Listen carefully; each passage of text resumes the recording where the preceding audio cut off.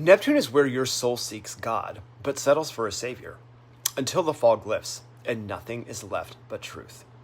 Neptune is the longing that never quiets. It's the ache behind your dreams. It's the subtle pulse in your chest that whispers, there's more than this. In evolutionary astrology, Neptune represents the soul's memory of its source. This is the divine ocean it came from and will eventually return to.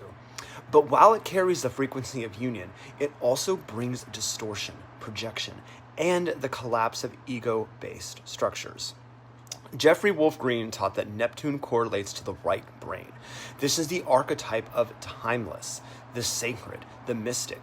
But when misused, it becomes the fog. And it's the fog of addiction, of fantasy, of savior complexes, and spiritual bypassing.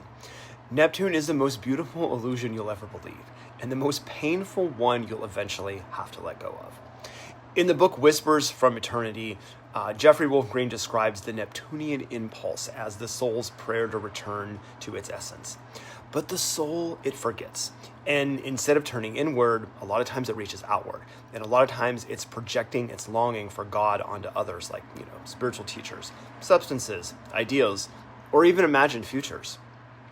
Neptune in the chart, that really reveals where your soul is susceptible to illusion and where it's seeking spiritual refinement. The sign shows the archetypal energy through which your soul experiences divine longing and confusion. The house reveals the area of life where this longing and potential distortion plays out.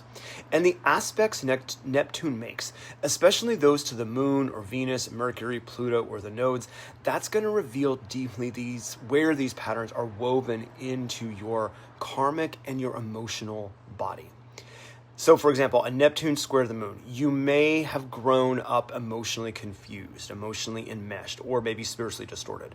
Neptune on the south node, you may have lived a life of sacrifice or martyrdom, or lifetimes as a mystic who bypassed reality in search of purity. But see, Neptune doesn't seek perfection. What it really seeks is surrender. Neptune doesn't evolve you through clarity, it evolves you through disillusion, through the collapse of what was never real to begin with.